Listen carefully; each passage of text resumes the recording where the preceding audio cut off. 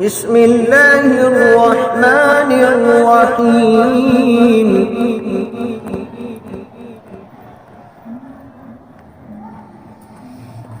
أرأيت الذي يكذب بالدين فذلك الذي يدعو اليتيم ولا يحض على طعام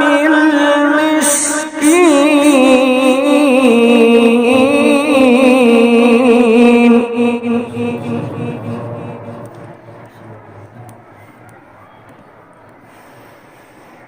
فويل للمصلين الذين هم عن صلاتهم ساهون الذين هم يراءون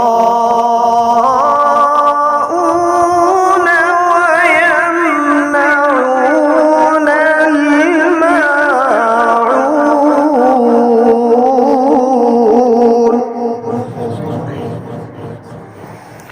الذين هم